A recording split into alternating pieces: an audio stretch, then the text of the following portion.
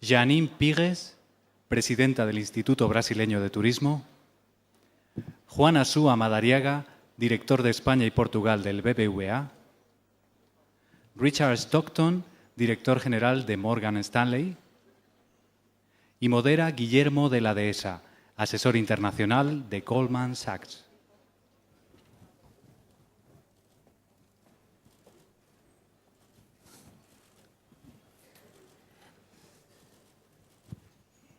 Muy bien, nos sentamos.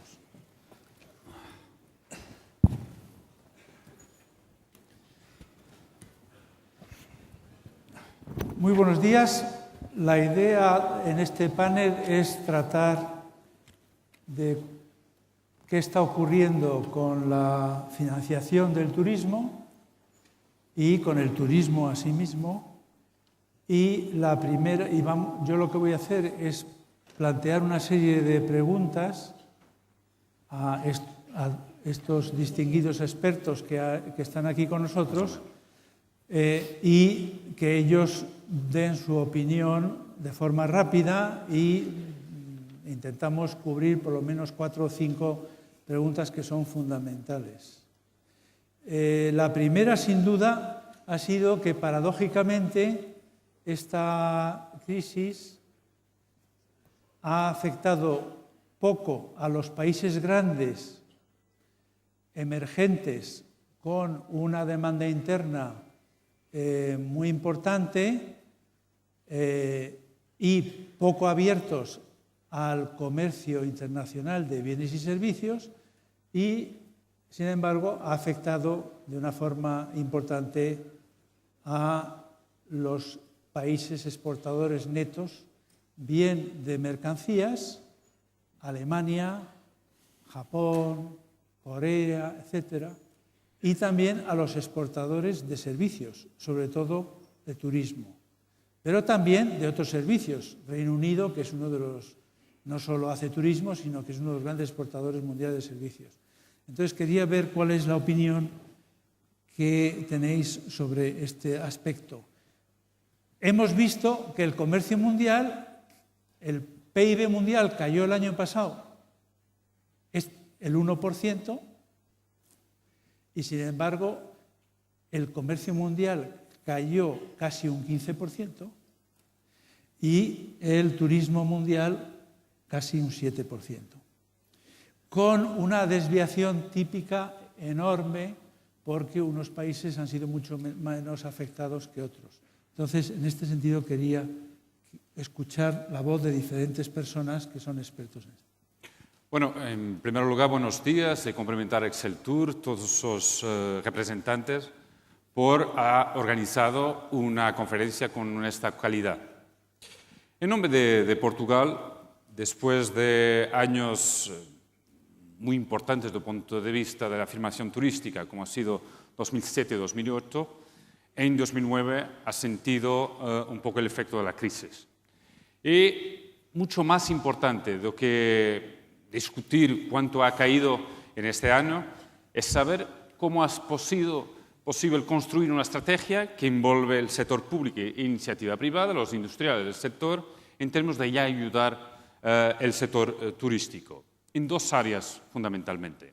En primer lugar, mantener la oferta, mantener el nivel de inversión, y para eso tenemos que trabajar conjuntamente con el sistema financiero por dotar el país de las condiciones de mantener la actividad turística y mantener la inversión. Y desde ese punto de vista, pienso que las líneas de crédito para ayudar a las empresas ha sido muy importante. Hasta el presente momento, más de 3.000 empresas han sido ayudadas con una intervención del Estado, con la bonificación del interés en primer lugar y, más importante, asumir 50% del riesgo de las líneas de crédito, con un mecanismo de garantía mutua que por la banca, por el sistema financiero, lo queda más confortable en términos de ayuda a las empresas. Y sentimos que es un trabajo que aún no está terminado, que debe continuar a ser hecho, pero sentimos que ha sido un buen trabajo.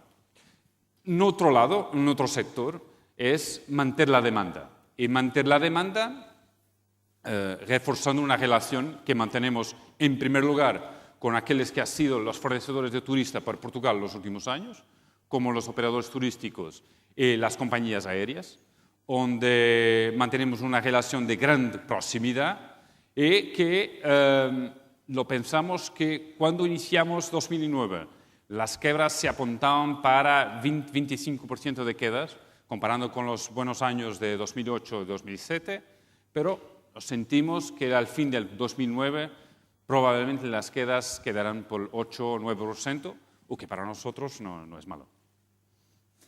Por favor, Jenny. Bueno, buenos días. Es un placer estar acá con ustedes. Bueno, en caso de turismo de Brasil, se pasó a algo un poco como se pasó en toda la economía del país. Es que la crisis llegó un poquito más tarde que en otros lugares del mundo. En el turismo, en fines de 2008 hasta marzo de 2009, el país no ha sentido la influencia de la crisis, sobre todo porque el mercado interno es la alta, el momento donde los brasileños viajan, donde los sudamericanos viajan. Entonces, en algunos meses de 2009, como marzo, mayo, junio, sentimos un poquito más, pero el año como un todo ha tenido un flujo muy diferente. En momentos, los sudamericanos han venido a nos visitar, los norteamericanos han mantenido los viajes a Brasil y en caso de Europa son los mercados donde sentimos más los viajes de europeos, donde sentimos los menores niveles. Y lo que pasó es que el gran mercado interno de Brasil ha tenido un desarrollo increíble en 2009.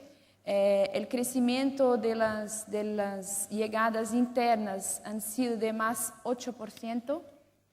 Meses como octubre, noviembre, hemos crecido 35% en las llegadas en Brasil. El cambio ha ayudado en la primera parte del año a que los brasileños no viajasen al exterior, solo empezaron a viajar ahora. Yo creo que hay dos cosas importantes si hablamos de los retos que tenemos para trabajar el año que viene. Es que el mercado interno sigue creciendo, las inversiones siguen creciendo en Brasil, sea de brasileños, sea de grupos de otros países.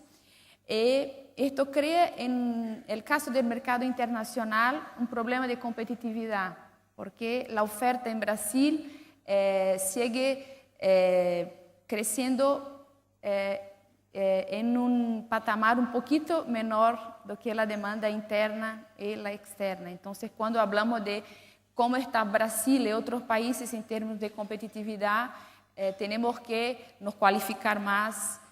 Necesitamos de inversiones en hoteles, en equipos, en estructura para recibir los turistas y para los Juegos el Mundial y para los Juegos Olímpicos de 2016.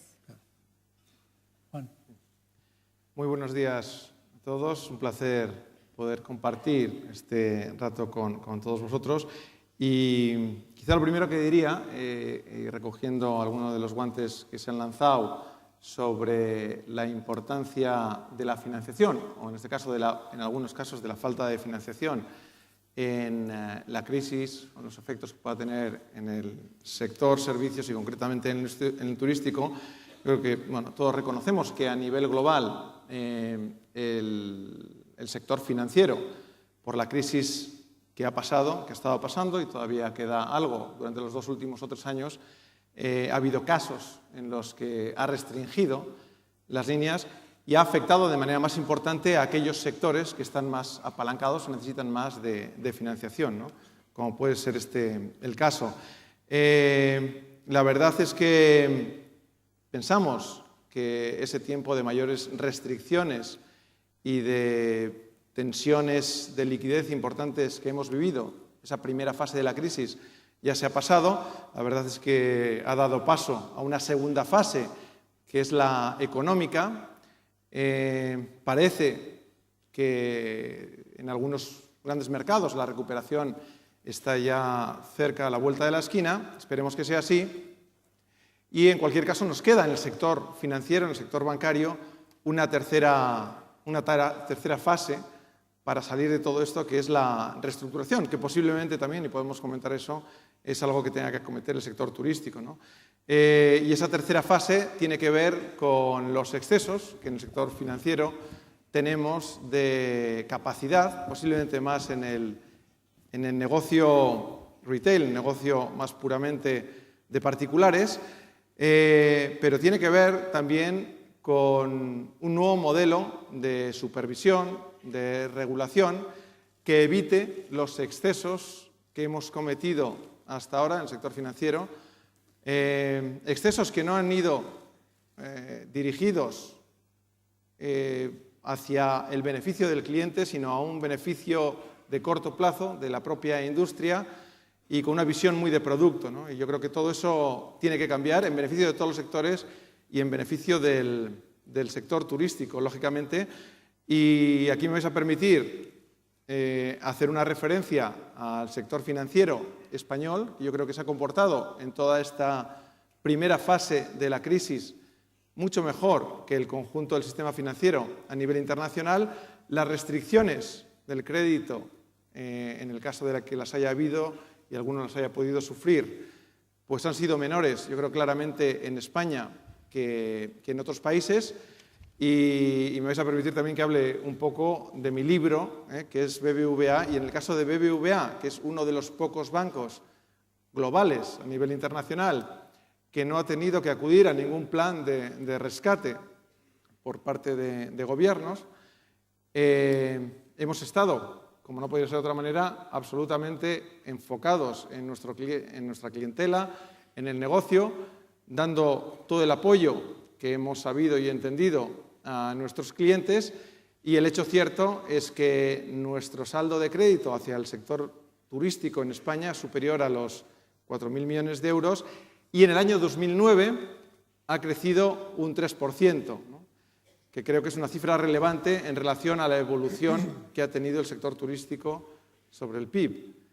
Y nuestro objetivo es seguir en esa misma línea, y esperemos que todas estas modificaciones y esta transformación del sector financiero a nivel internacional y lo que tenga que ocurrir también en España ayude a que el flujo de crédito sea mayor en favor de todos los proyectos que tenéis entre manos.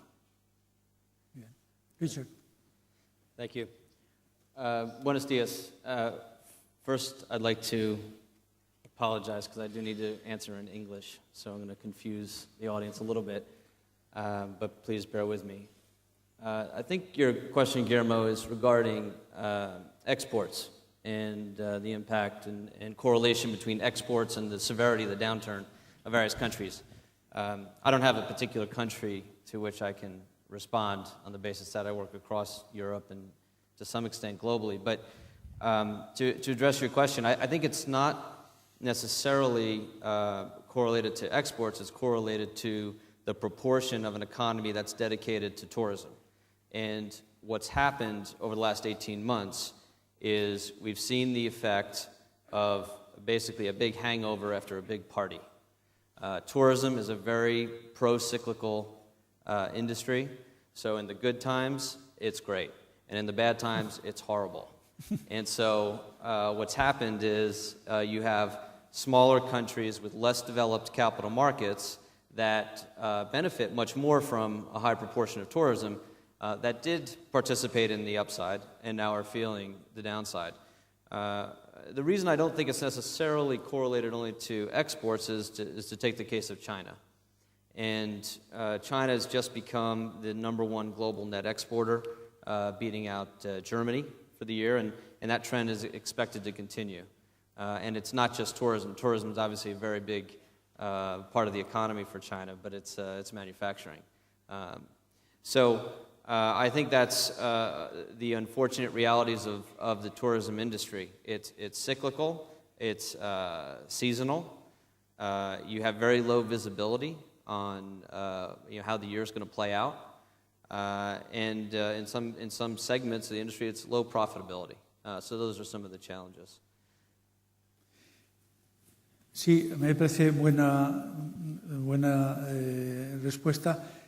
Realmente, también en el tema del turismo y en el tema en general, los países que tienen los sistemas financieros más desarrollados y que están más bancarizados son los que lo están pasando peor. En cambio, los países que viven del cash, que tienen poca bancarización de la población y sistemas financieros poco desarrollados, pues no les ha cambiado tanto los problemas porque las empresas funcionaban con sus recursos propios y sin tener que acudir a los bancos. Me gustaría ver esto porque hay zonas del mundo, por ejemplo Europa, que tiene una dependencia muy importante de los bancos. En Estados Unidos, en términos de PIB, por ejemplo, los bancos suponen el 70% del PIB, el crédito bancario total, y los mercados, pues el 160%. Y en Europa, los bancos son el 145 o el 150% del PIB y los mercados solo el 80%. Entonces, esto también es importante ver cómo se puede, se está muy dependiente de los bancos, que en este momento tienen que terminar de exponer sus activos deteriorados, que no han terminado del todo, que tienen que aumentar su capital porque se lo va a exigir la nueva regulación, que algunos países les están poniendo impuestos a las transacciones.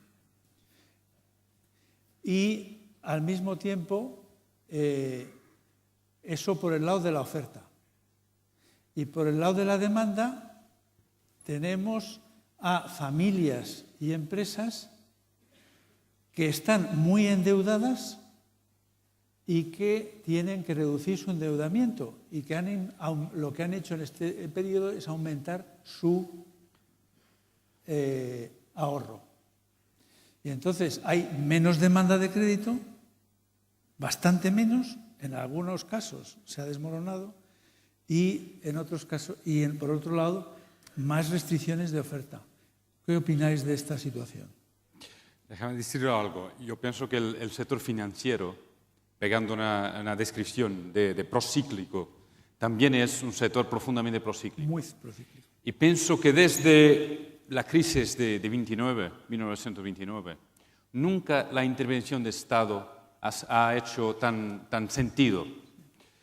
Y pienso sinceramente que hoy, cuando, ojo, para mi país, y lo siento que estoy a 5 años en esta función, y en el inicio lo sentía que los proyectos turísticos, el problema era una respuesta del Estado para tener las licencias de construcción, porque el sistema financiero respondía afirmativamente. Lo que ha pasado en 5 años es que hoy el problema no es un problema de licencia, es intentar mantener el nivel de inversión. Y a poco cuando decía que en Portugal 3.000 empresas han sido ayudadas, es que con algo como 60 millones de euros de inversión pública en mantener, el soportar la bonificación del interés o soportar 50% del riesgo de inversiones, ha podido mantener cualquier cosa como 600 millones de euros de inversiones. Y eso para nosotros es obviamente muy importante.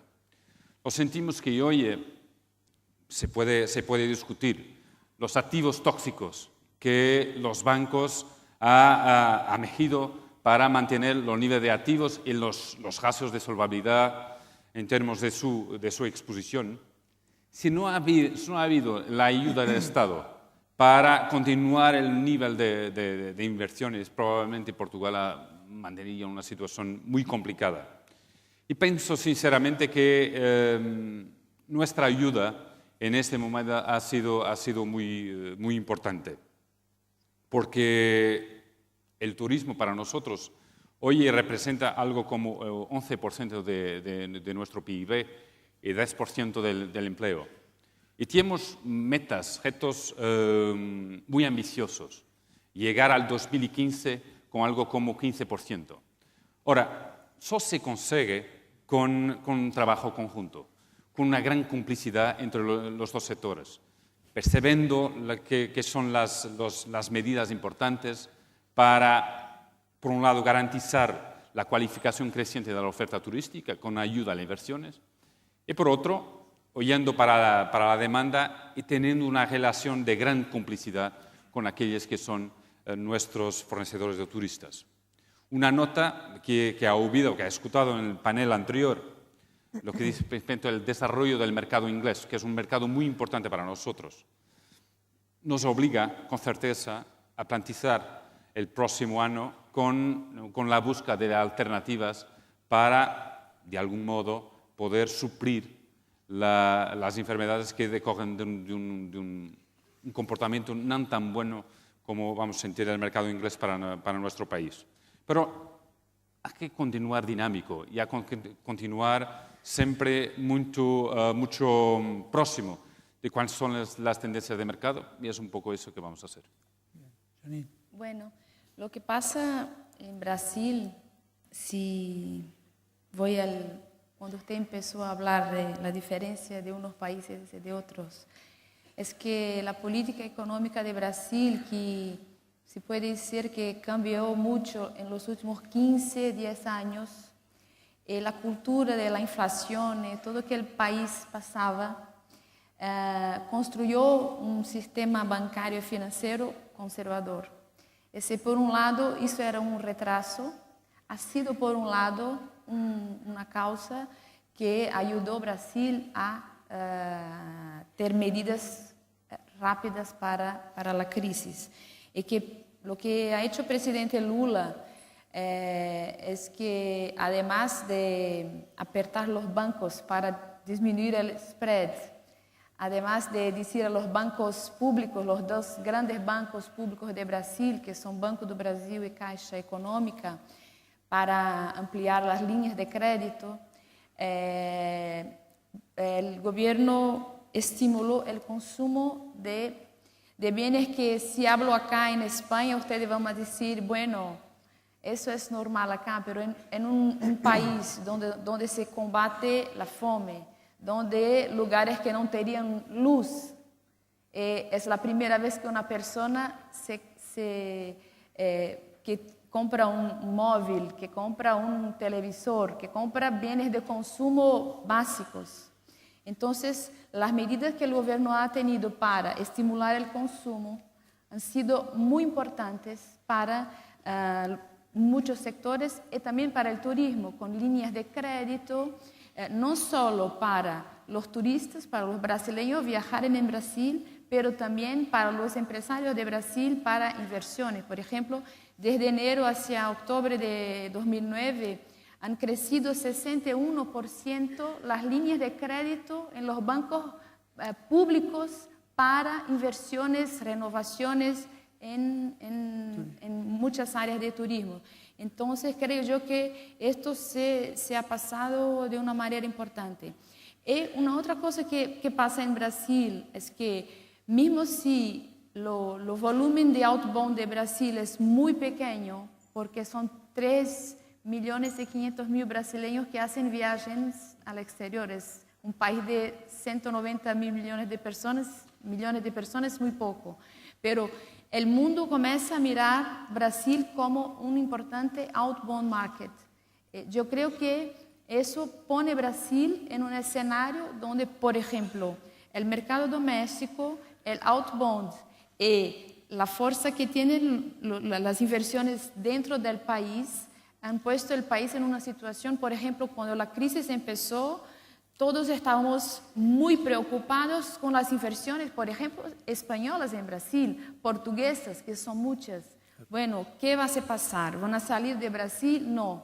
Se quedaron en Brasil, han sustituido una parte de sus clientes que cuando empezaron las inversiones, bueno, van a ser portugueses, europeos, españoles, pero se cambiaron sus clientes y los brasileños pasaron a llenar los hoteles. Entonces, no solo las inversiones, por ejemplo, hoteleras, como la semana pasada el grupo Carlyle ha comprado 63% de la CVC, que es la mayor tour operador de Brasil, que también es controladora de Orizonia. Entonces, yo creo que esa es una información que nos lleva a pensar que es un paso a un inicio de una internacionalización, de un paso diferente para el turismo de Brasil, sea dentro del país, sea para el mundo.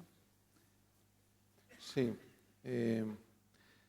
Sobre la pregunta que planteabas, que tenía varias vertientes, intentaré ser breve, hacía referencia a que posiblemente en los países donde el sector financiero está más desarrollado o hay más bancarización, se ha podido sufrir más, ¿no?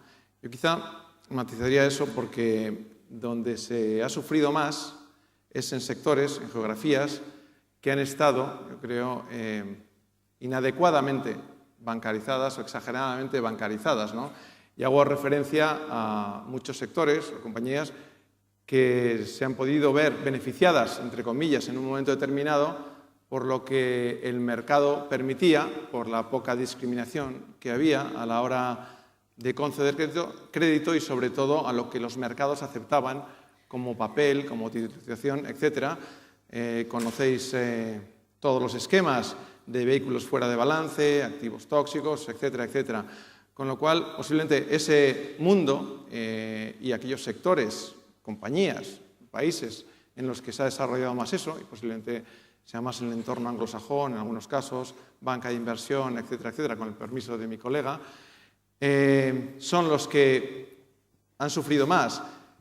Y yo creo que todos los sectores, y el propio sector turístico y claramente el financiero, yo creo que no hemos discriminado lo suficiente en el pasado. En tiempos de expansión, pues todo parece de color de rosa y posiblemente hemos ido más allá de lo que tocaba en los criterios de crédito a la hora de concederlo. Pero aquí, en tono de mea culpa, como sector financiero a nivel global, pero estoy seguro que cada uno de vosotros, o algunos de vosotros, seguramente en el sector turístico, sentiréis que a los clientes con los que trabajáis habéis extendido crédito en algunos casos y en algunos momentos más allá de lo que tocaba. Y posiblemente ahora estáis en un proceso de discriminar mucho más, incluso os planteáis tener vuestros centros de decisión desde el punto de vista de crédito respecto a vuestros clientes, ¿no? Yo creo que esto está ocurriendo en todos los sistemas y aquí otra vez, ya lo decía antes, creo que el sector español, en buena parte por el modelo de negocio muy orientado al cliente, sin vehículos fuera de balance y con una regulación y una supervisión, como se ha demostrado, muy buena por parte del Banco de España, pues ha estado más alejado de esas mayores dificultades, ¿no?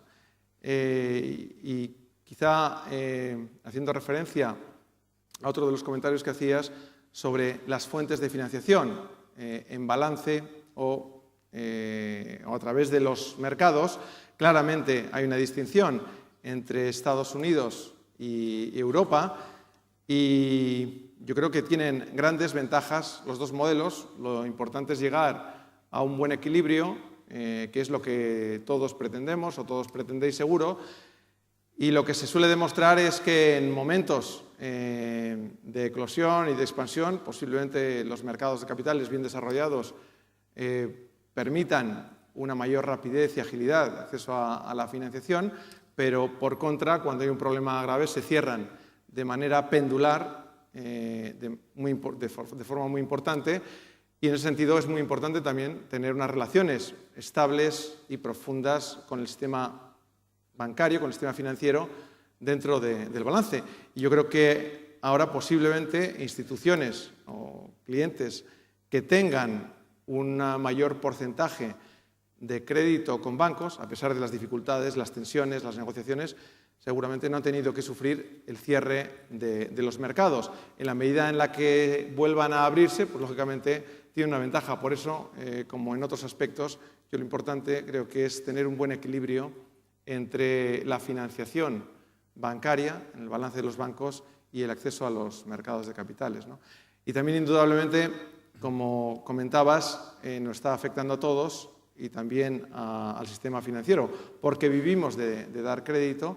Hay una reducción, estamos asistiendo a una reducción espectacular de la demanda, como no podía ser de otra manera, en un entorno en el que muchos países, muchos sectores, muchos agentes económicos, familias y empresas se han apalancado de manera muy importante, algo más allá de lo que tocaba, y ahora nos toca a todos digerir todo ese proceso y ese desapalancamiento que se está generando de manera automática por parte en las decisiones diarias que tomáis las compañías y tomamos los particulares. Bueno, hace resentir un poquito el crecimiento económico, y tenemos todavía unos trimestres para digerir eso, y vamos a asistir posiblemente todavía a un desapalancamiento del crédito durante el año 2010, pero como comentábamos, yo creo que más basado en una falta de demanda que en una restricción de la oferta. So I'll pick up on just one theme about leverage. I mean, clearly, credit was too easy in 2005, 6, and 7. And the reason we had the crisis is because one day sort of people woke up and realized they were mispricing risk. And as that rolled through, starting in the U.S. with the subprime crisis, as it rolled through globally, we ultimately saw the collapse of Lehman, and then really disaster struck. But I think that's obviously going to affect the more developed markets, because those are the ones with the deepest pools of capital, the most sophisticated capital markets, and the markets that can reprice themselves on a daily basis. So that's why they were really hit the hardest. But I think the point of our discussion really should be, so what, right? So what's happened to the tourism industry, and does the tourism industry have access to capital? And on that point, I'd just like to bring up a couple of things. The answer very succinctly is yes. We're back in business for the tourism industry. Okay, I think there's a lot of sort of backwards looking and historic references about the crisis, but the reality is the equity and debt raised for the tourism industry, airlines, tour operators, hotels, is the same or greater than it was raised in 2006, right? So the capital markets are functioning for debt and equity. So we had, excluding airlines, we had 12 billion euros of equity raised in 2009 for the tourism industry, and that's IPOs, follow-ons, rights offerings, convertibles. That compares to $13.5 billion in 2006, so pretty close. On the debt side of things, in 2009, we had 14 billion euros of capital provided to the tourism industry, again excluding airlines, versus 11 billion in 2006. So now the tourism industry has more access to debt than they did. This is only through capital markets. So this is investment-grade bonds and high-yield bonds. So to some degree, you could argue that the capital markets is stepping in the place of banks, because clearly banks are in the process of healing, deleveraging, rebuilding their capital ratios. But the concept of, is the industry getting enough money to continue to recapitalize itself, to grow? The capital markets are there. My point. Sí, sin duda, pero los mercados de capital están funcionando. Yo he seguido todas las salidas a bolsa, convertibles, todo tipo de instrumentos high yield, que ha explosionado últimamente. Pero las pequeñas empresas y medianas no llegan a los mercados de capitales. Y este es otro problema, sin duda. Las cifras que yo tengo aquí del Banco Central Europeo muestran que los créditos, el crédito a partir de octubre ha entrado en negativo, el crecimiento es negativo del crédito. Sobre todo, si el crédito ha caído, está cayendo pues un 1% o un 1 y pico por ciento, es el crédito a corto plazo cae muchísimo más. Está cayendo pues al 8% y al 7%. Sin embargo, se mantienen aún créditos a largo plazo probablemente relacionados en las empresas y en las familias, hablo. En las empresas, las caídas mayores han sido en la construcción, en el inmobiliario, también en las manufacturas y en el transporte. O sea que el transporte también ha tenido unas caídas ligeramente mayores o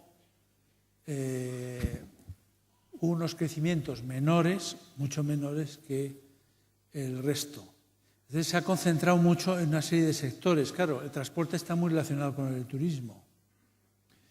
Y quería ver vuestra opinión. ¿Cómo veis el crédito funcionando por sectores y dentro del turismo también? Porque claro, dentro del turismo es tan amplio porque está todo, ¿no? Están desde los restaurantes, el ocio, los hoteles, por supuesto, el transporte, es un mundo, los turoperadores, etcétera. Quería ver vuestra opinión, porque esto es importante de cara a la financiación y de cara a su sostenibilidad. Bueno, para nosotros el transporte es vital, porque nuestra condición periférica del centro de Europa, donde vienen los principales fluxos turísticos, la cuestión de las accesibilidades tiene un papel importantísimo. Y sintiendo un poco esa retracción en la demanda, bueno, para nosotros tenemos que hacer algo. Y una cosa que es importante sublinear en este momento es algo que, desde el punto de vista de financiación, y respondiendo un poco a tu reto de saber, bueno, grandes instrumentos, pero las pequeñas y medianas empresas no sienten eso. No sienten porque no hay cultura financiera instalada y no hay respuestas para dar a ese tipo de financiación. Bueno, siento hoy que la intervención del Estado en este momento también es importante. No solamente en las líneas de crédito, como ha hablado a poco, pero también en el capital de riesgo en la inversión inmobiliaria, que son unos fondos que en Portugal, y desde el punto de vista de la intervención pública, no tenía gran ambición.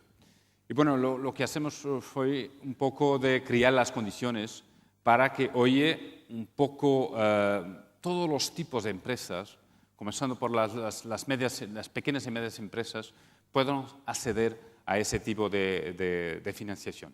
Y bueno, si creamos las condiciones para que, aquellas que son grandes responsables por crear empleo, de mantener el nivel de empleo, y sé que en España, por ejemplo, la cuestión de la tasa de desempleo asume un papel esencial de la política pública. Para nosotros también, bueno, porque se tiene ese empleo con una situación de deflación, con bajos niveles de interés, probablemente tenéis rendimiento disponible para poder consumir, y si consumes, bueno, puedes hacerlo en turismo, por ejemplo. Y la cuestión, bueno, por tanto, cuando miramos todas esas cuestiones, deben estar todas integradas, y nuestra disponibilidad hoy es tener un Estado que ayuda a las empresas, que está próximo. Como ha dicho, a 5 años atrás la cuestión eran las licencias, la capacidad de poder construir. Hoy no, es un problema de demanda, es un problema de tener las condiciones financieras para continuar invirtiendo. Es un poco los retos que queremos atingir. Bueno, yo creo que 3 cosas en el caso de Brasil. Una es que además del esfuerzo que hace el gobierno para formalizar las pymes, en Brasil es muy grande, porque la informalización de las empresas existe mucho en Brasil. Ese es un dato.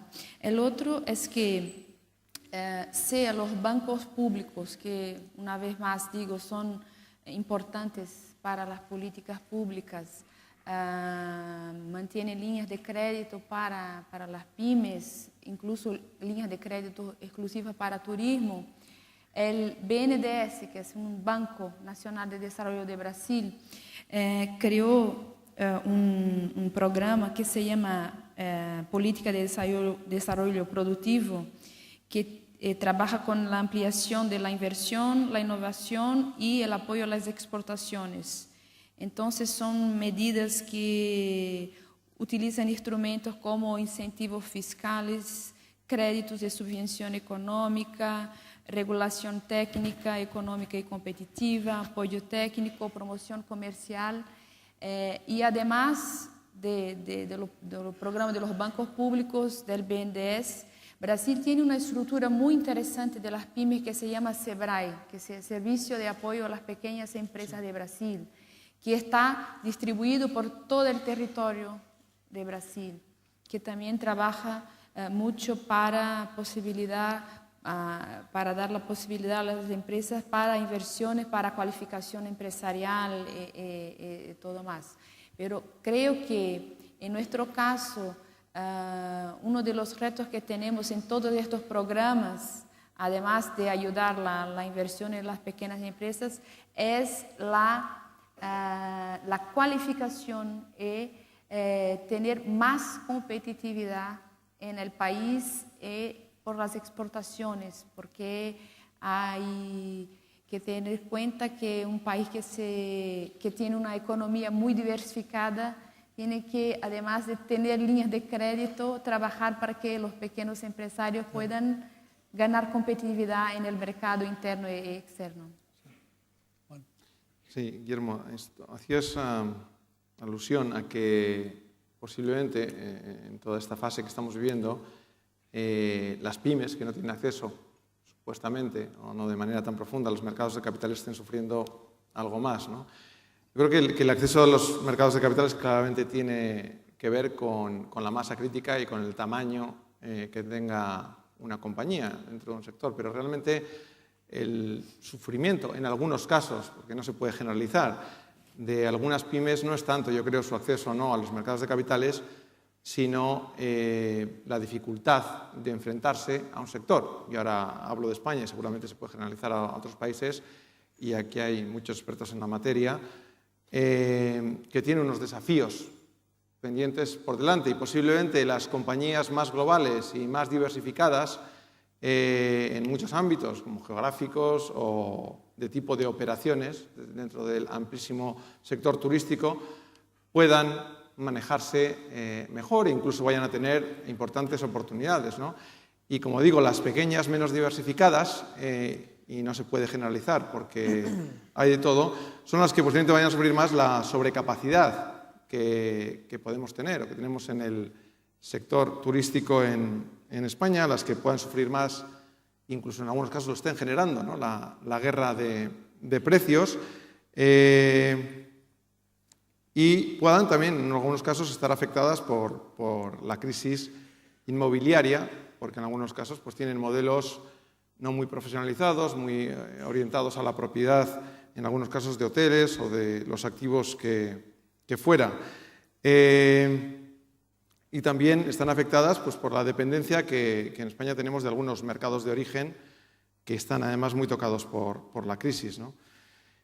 Y en estos procesos, como he comentado antes, también en el sector financiero, se presentan grandes oportunidades, y la oportunidad será la reconversión o la transformación del sector que permita reducir la fragmentación que hoy mismo tiene, que pueda diversificar más geográficamente, pueden producirse integraciones verticales, etcétera, y permita todo esto modernizar un poquito el parque turístico que tenemos en España, permita posicionarnos en un nivel de calidad que no nos haga tan dependientes en algunos momentos determinados del precio y, en definitiva, mejore también la productividad y la competitividad del conjunto del sistema, ¿no?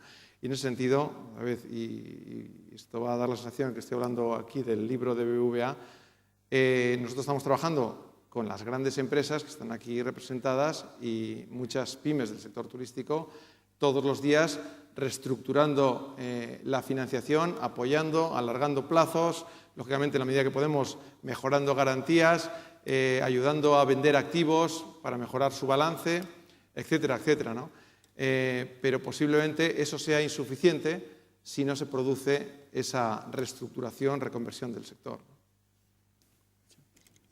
Thank you. Guillermo, I think you asked two questions. One is on access to capital for SMEs, and the other is, which subsectors of tourism have had the best access to capital and are likely to be able to access it going forward.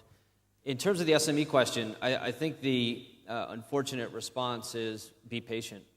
SMEs, by definition, are those companies that don't have access to the capital markets, and they are borrowers from banks, and the banks really need to lend to them to support their businesses and capital needs. I think, the banks, as I said, are going through a healing process. They will begin to lend more to SMEs in the tourism sector. But when it comes back, it's not going to be on the same terms as it was last time. So you'll get less debt, and it may not be as attractive as before, which means then also SMEs need to consider bringing in equity partners and equity financing. The good news is the private equity industry raised vast amounts of capital globally in the boom time, which hasn't been spent. And so the private equity industry is sitting on the sidelines, waiting for the banks to get back in the game after they've healed, and then they're going to come in as well. So on the horizon, there's certainly good prospects for SMEs.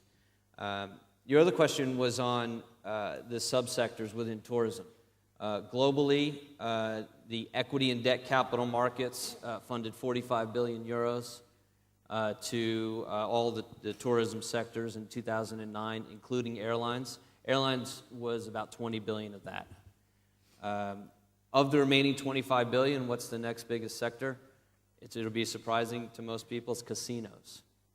So not just hotels, but hotels, casinos. And in particular, the biggest IPOs of 2009 were casinos in Macau, which are benefiting from the growth of China.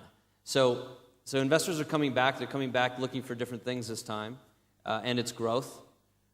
China has continued to demonstrate that growth. The gaming industry has continued to demonstrate, or is recovering from a low point, and so demonstrating growth, and therefore has access to capital. But that said, it's not limited to that. TUI Travel, TUI AG, both did convertible bonds in 2009. They raised money. Somalia raised money in 2009.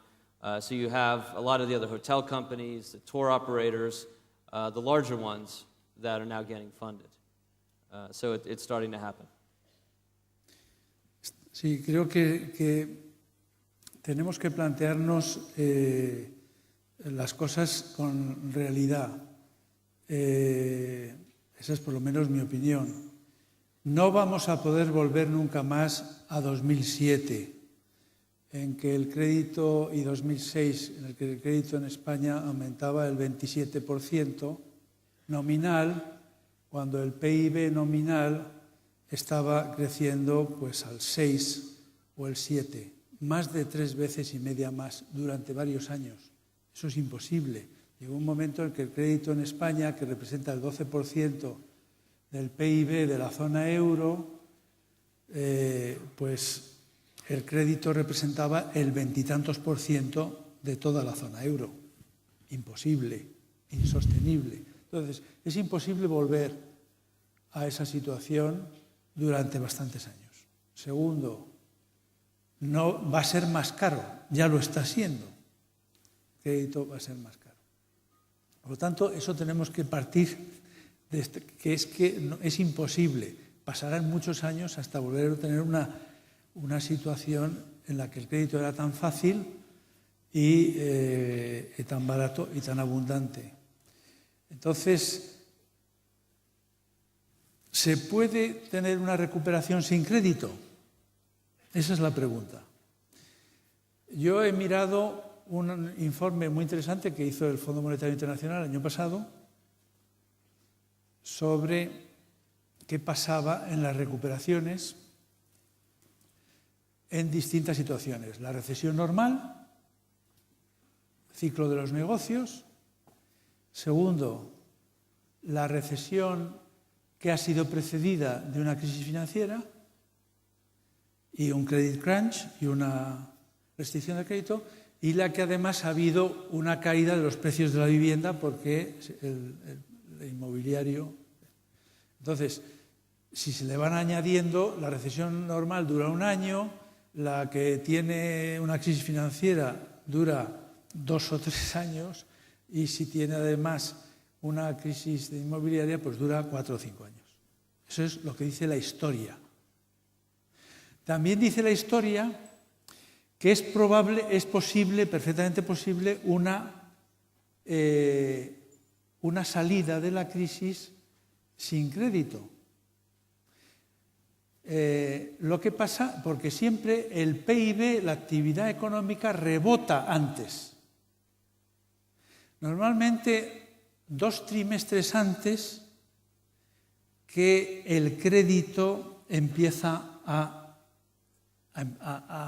aumentar de nuevo.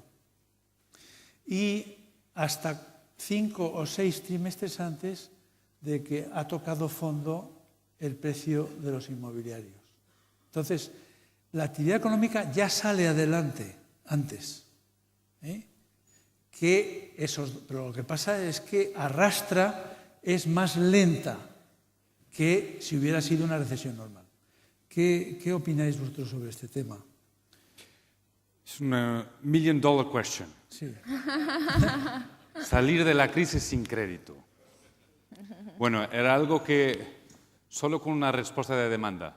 Si tenéis demanda creciendo, claro, creciendo fuertemente, bueno, el ajuste del precio puede crear las condiciones para que el consumidor pueda responder. Bueno, probablemente tenemos la respuesta. Pero lo que sentimos, sin embargo de recordar la historia, es que la economía sigue creciendo, pero con niveles de crédito más bajos. Lo que dices relativamente a 2006 es impresionante, pero la diferencia que existe entre el crecimiento de la economía con el crecimiento del crédito, nosotros en nuestro caso nos sentimos lo mismo. Nuestra exposición, nuestro endeudamiento, lo que vamos a enfrentar es hacer las inversiones de una forma mucho más selectiva, mucho más pensada en términos de los resultados. Y probablemente lo que debemos hacer. Nos tenemos también, con certeza, activos tóxicos que van a llegar al mercado a precios más bajos. Y si tienes precios más bajos, probablemente la exposición, los niveles de crédito serán tendencialmente menores. Y es una forma de soportar y de ayudar a la economía. Bueno, como yo no estoy lista para ganar $500,000, ni soy una experta en economía, solo conozco un poco de turismo y de mi país. La opinión que me gustaría de dar, claro que Brasil y Latinoamérica tienen grandes desafíos, mismo la entrada de inversiones nos causa el problema del cambio de la moneda, que es un otro problema que tenemos que tener en cuenta. Pero me gustaría hablar que el escenario para Latinoamérica y en especial para Brasil, además de todo que hablamos, con 2014, 2016, ya tenemos, por ejemplo, interés de grupos de muchos países de Europa con inversiones en obras privadas que van a tener, además de las obras públicas que el presidente Lula ha anunciado la semana que pasó, para hacer frente a todo que se va a hacer para el desarrollo del país, pero también para el Mundial que va a tener lugar en 12 ciudades brasileñas para las Olimpiadas de 2016. Entonces es una manera un poco brasileña de de ser optimista y quizás de trabajar con, yo creo que, como no entiendo de economía, pero yo creo que toda la manera de tratar el desarrollo de la sociedad es un poco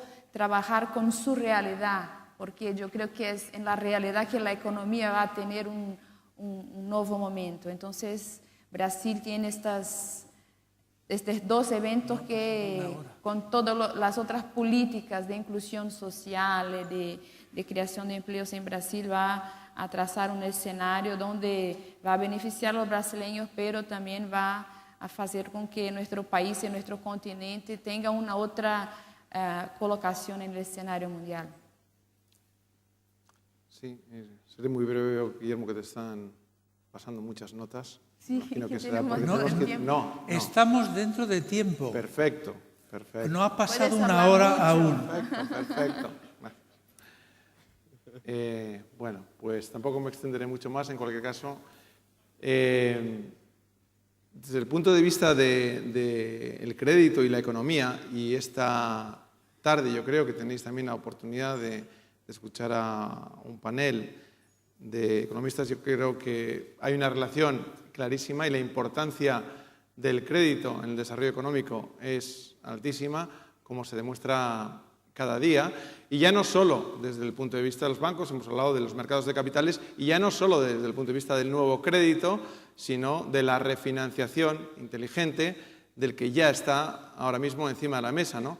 Que es a lo que intentamos dedicarnos, y desde ese punto de vista, el sector financiero y concretamente nosotros, pues asumimos la responsabilidad que tenemos en esa conducción del flujo de crédito, porque sí nos parece que es importantísimo para el desarrollo de la economía. So can we still grow without credit? I think absolutely. You know, what's going to need to happen is a change in the psyche of people as to who's sharing and who's bearing the risk. And if you think about you know, a simple real estate investment, you know, 2 years ago, maybe 3 years ago now, you could get 90% loan to value on an acquisition, which is great for the equity because the bank's bearing all the risk. And then you can show great growth projections. But that same investment, if it were 100%, would still grow. You'd still make a return. It'd just be a lot smaller. So one of the earlier panels, there was a discussion of the concept of a square root as to where we go from here. And I subscribe to that view, which is, you know, we've had a downturn, we've had a little bit of recovery, and then we're going to have a sustained period of flatness because, you know, companies and investors are going to have to use far much more of their own equity to finance investment spend. Bueno, vamos a terminar. Yo quería lanzar unas breves ideas. Es verdad que ha sufrido más los países exportadores netos de turismo y de manufacturas, pero son los que se están recuperando más rápido. Han caído mucho más. Alemania ha caído un 7%, España un 3,5%, Japón un 7 o un 8%, que son exportadores muy importantes. Sin embargo, se están recuperando más rápido que la media. Luego, eso es un buen signo, ¿eh? Y es probable que el turismo empiece a recuperarse también más rápido de lo que pensamos. Eso en el corto plazo.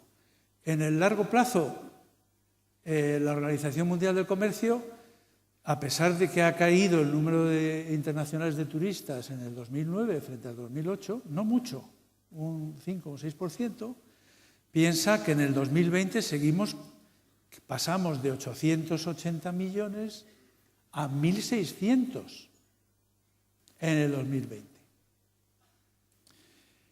Lo cual, en largo plazo, es una de las industrias más importantes del mundo y de las que va a tener mayor crecimiento. Esto no me cabe la menor duda. Ahora, también tengo que decir, yo presidí hace unos años, fui el coordinador del programa español de turismo para el 2020. Y en ese programa se decía que el futuro del turismo español estaba complicado porque estaba demasiado concentrado en muy pocos destinos, necesitaba una reestructuración muy importante, había muchos deberes por hacer y solo en ese caso habría que empezar a tener en cuenta no los flujos europeos, porque en España 9,4 de cada 10 turistas son europeos. Entonces, si no nos movemos, ahora que estamos en la situación complicada, a hacer todos los deberes que hay que hacer en el sector turístico y en todos los demás, pues no vamos a poder competir en el futuro. Y esto conviene que todos ustedes lo sepan. Y nada más, muchas gracias a Bernardo, a Janine, a Juan y a Richard.